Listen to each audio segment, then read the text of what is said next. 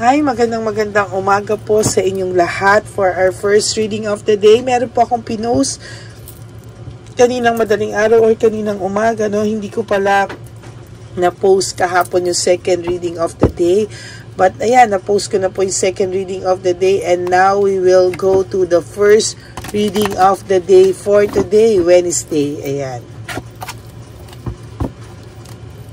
Tingnan po natin kung ano po ang makikita natin sa reading of the day.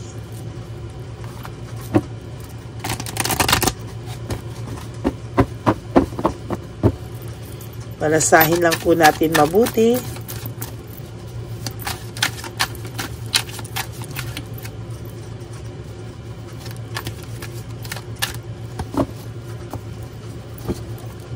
Pasensya na po kayo, no? Medyo hindi pa po ako nakaka-adjust, no? Kahapon nga po sininat ako, kaya hindi ko po talaga na-post agad yung second reading of the day.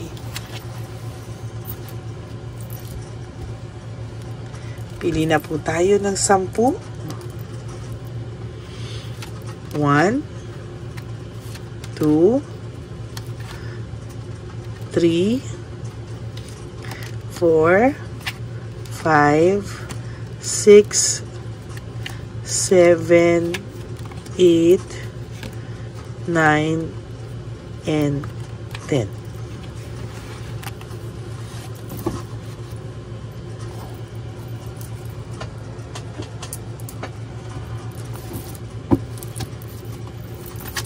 Pili naman po tayo ng 10. Balasahin muna po natin, no?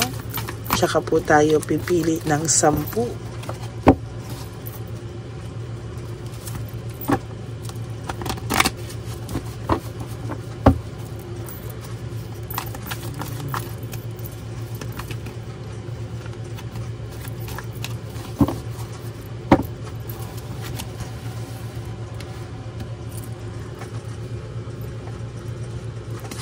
One, 2, 3, 4, 5, 6, 7, 8, 9, 10.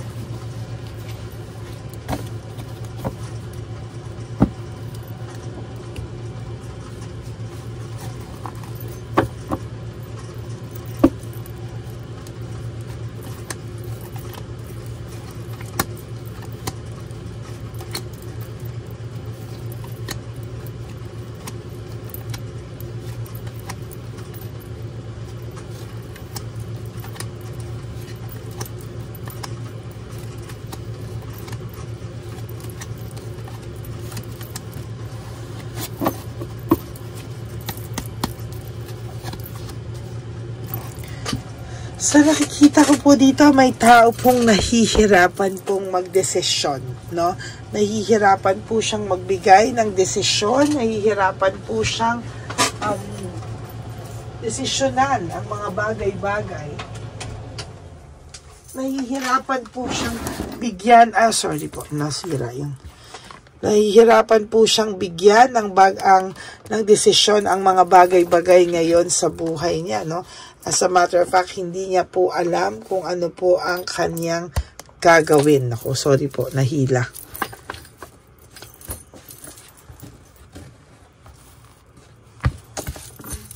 Yan. Nahihirapan po siyang magdesisyon. Parang this time, medyo nahirapan po siya. Hindi niya po alam kung ano po yung kanyang gustong gawin, no? Nahirapan po talaga siya magdesisyon. There is this lack of resources. Very unstable po ang pakiramdam nitong taong to, no? Medyo may financial problem po ito. Very unstable po siya sa mga oras ngayon, ano? Yan, no? Meron po din ako nakikita dito na nagsacrifice siya. Nagsasacrifice siya without your knowledge, no? Nagsasacrifice siya na hindi ka kausapin. Talagang hirap na hirap po ito, pero gustong-gusto ka po nitong kausapin, pero nagsisakripisyo siya na hindi ka niya kausapin dahil po may pagkaduwag ang taong ito, no?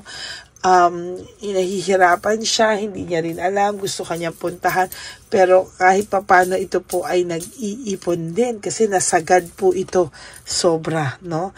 Nawalan po siya ng control and balance sa buhay niya. Hindi niya din po sinasadya yung mga nangyari sa buhay niya. Nagkaroon po siya ng matinding pagiging disorganized sa buhay niya. Talagang gastos dito, gastos doon, parang lahat na lang, no? Parang nahirapan po ito sa buhay niya, no? Hindi niya po inakala, no? Hindi siya dating ganon, nagbago po ang mundo nito. Dati po siya ay maayos, ngayon po ay nahirapan po siya. Hindi niya po alam kung bakit daw po siya nagkaganyan, oh. There is also this group conflict, no? May frustration po siyang nakikita, nararamdaman, no? Nagkaroon po ng pagkagulo-gulo yung buhay nito nung nawala ka sa kanya. Nag-turn ng ibang direksyon, no? At sa pag-turn ng ibang direksyon, na problema po ito, no? Sa totoo lang, hindi niya po inakala na mahihirapan siya. Pero alam niyo po, ang nangyari sa kanya, talaga pong sa nakikita ko, nagbago po ang lahat. No, hindi niya po inakala. Naging disorganized po ang buhay nito. Very disorganized. Hindi niya po inakala na makakaramdam po siya ng ganyang pakiramdam. No? Hindi niya po akalain talaga. Pero sa totoo lang po, siya po ay nakaramdam ng matinding dagok sa buhay niya. No? Meron po ako nakikita dito na meron po siyang mental energy, yung curious siya, no? Marami siyang bagay-bagay na hindi niya alam, marami po siyang gustong gawin, pero hindi niya po masabi-sabi kung bakit o ano man ang kanyang gustong gawin. Gusto niyang mag-sorry, hindi niya magawa. Gusto niyang kausapin ka, takot siya, duwag siya, or kulang yung lakas ng loob niya. Why? Because of too much stress. Na-stress po ang taong to because of hindi niya po sinasadya. Lahat po ng nararamdaman niya, nagulo po ang mundo niya, no? Nagulo po ang mundo niya. Hindi niya po naisip na pwede niyang maramdaman ang mga ganyang bagay sa buhay niya, no? Nahirapan po ito. To tell you honestly, nahirapan po siya. Hindi niya po akalain talaga na magiging ganun po ang kahitlatnan ng buhay niya, sa totoo lang. No? Kasalanan niya po yan eh. Bakit? Kasi hindi niya po inayos lahat, no? Talaga pong nagulo po ang buhay mo dahil sa taong ito.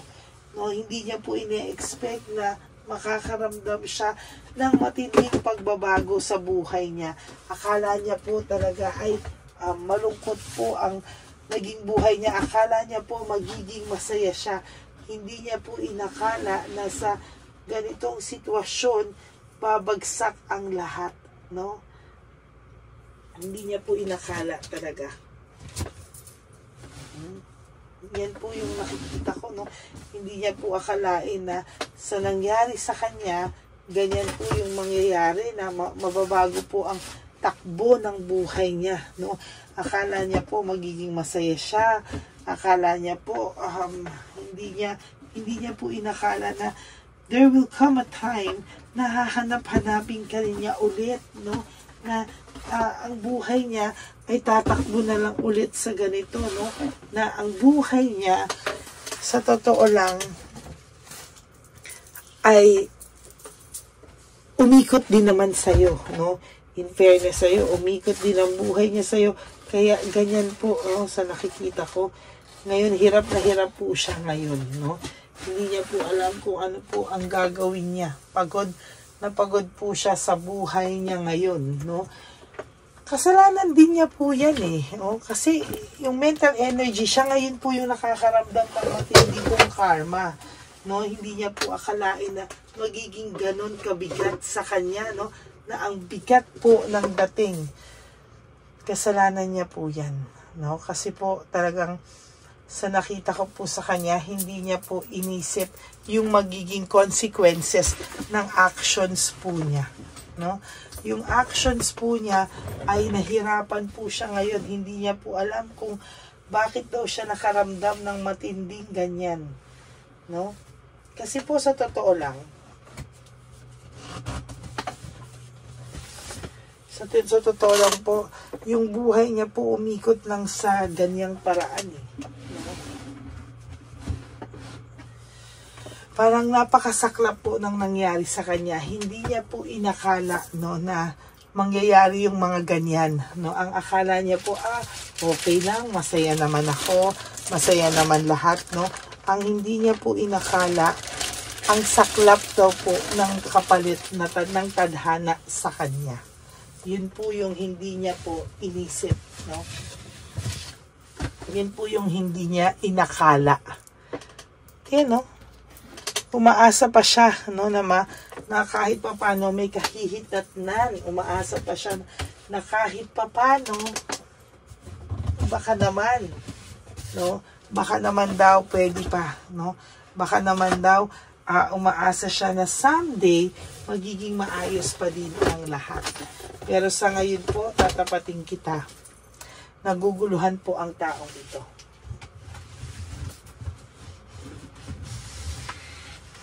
Naguguluhan siya, hindi niya po alam ang gagawin niya, no?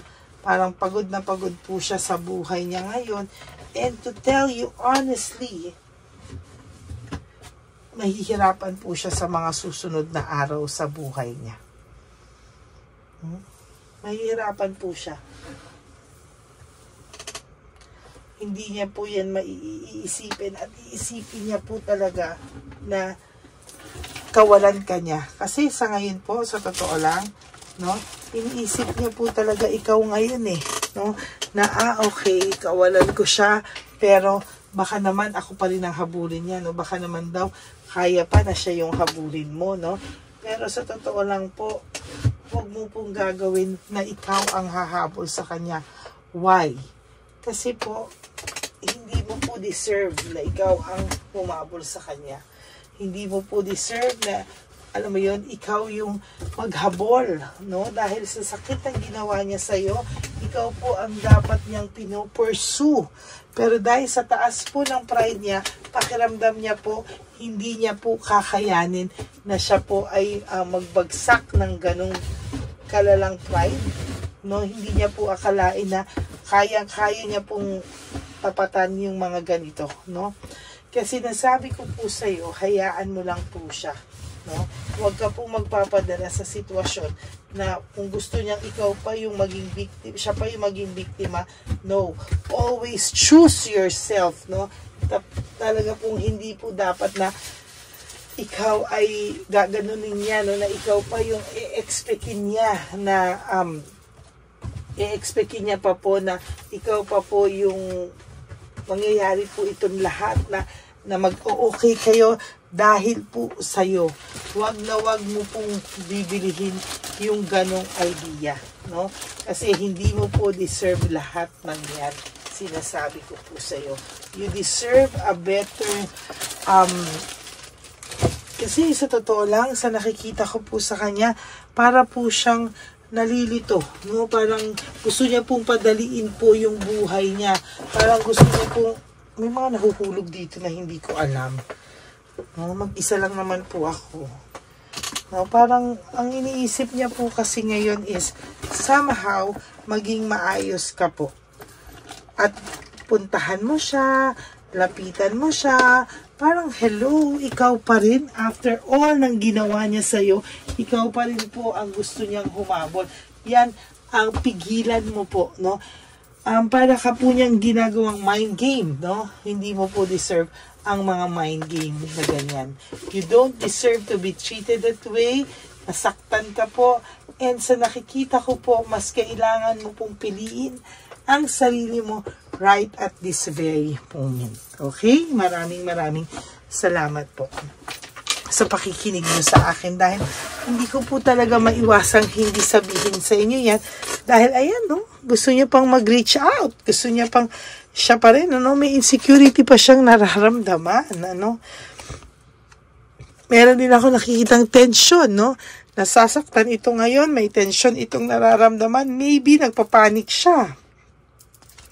Parang may naaalala ko sa energy na to. Okay, quick decision, no? Nag-decision siya nang hindi ka man lang niya tiningnan, hinanap, tapos ngayon ganyan, ano? So, huwag po ikaw magpadala, no? Search for truth. Nag-iisip ka, ano ba ang katotohanan? Ayan. Gusto niya ulit kunin yung control over you. Gusto niya maging defensive para ikaw po yung lumabas na hindi makamove on, no? Na hinahanap mo pa rin siya. Gusto niyang maramdaman ulit yun. Nagkaroon siya ng lack of direction talaga nung nawala ka sa buhay niya, no? Yan, no? Frustration. Frustrated po siya ngayon. As a matter of fact, kahit hindi po ito umamin, frustrated po ito ngayon. Matindi, no? Naiisip niya po yung inyong samahan. Ayan. O, naiisip niya po yung matindi niyong samahan. Ayan, oh. Disappointed. Oh my God, ang barahang to, no? Frustration, lack of direction, disappointed, lack of resources, unstable, frustration. Naiisip niya po talaga yung samahan na meron kayo. Oh my God, and ina-isolate niya rin po yung sarili niya. Nakikichismis po ito, no? Nakikistalk po ito sa'yo, and nakikichismis po ito. Ini-stalk ka po ng person mo, whether you like it or not. No, so yan po ang ating first reading of the day. I hope na naka-resonate kayo, and if you do, can you please give me a like and comment down below para alam ko naman po ang inyong mga nasa saloobin. Okay?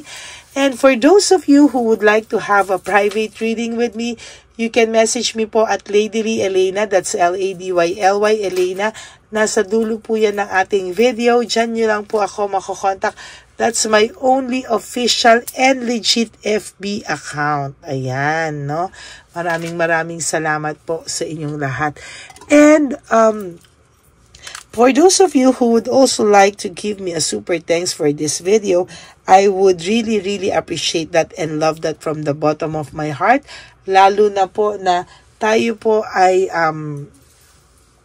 magsisimula at nagsisimula ng mag-ipon for our One Love a Day Christmas edition for our dear lolos and lolas. Yan yung mga nasa kalye po, no? Talaga pong kailangan nila ng tulong, kaya po tayo ay tutulong po sa kanila. Okay? Maraming salamat po sa inyong lahat. Okay? And sa akin pong mga ever loyal and solid Lady Elena friends, family, and subscribers, I love you all from the bottom of my heart. Mahal na mahal ko po kayo. At lagi niyo po akong hinahanap, no? Ganon din po ako, kahit ano pong nararamdaman ko, tatayo po ako para magbigay po sa inyo ng reading of the day. Okay? Maraming salamat po sa inyong lahat. And, ang lagi ko pong payo sa inyo is just to live one day at a time. Wag po kayo ma-stress, no? Prioritize yourself. You wake up and do 3 things that will make you happy, and then prioritize yourself po. Okay? Mahal na mahal ko po kayong lahat, at sana mahalin nyo rin po ang inyong mga sarili. And also, life is too short. Don't make it shorter by stressing yourself from all the pains and heartaches na binigay sa inyo ng kahapon. Just surrender everything to the divine universe and just let go and let God write your life and love story.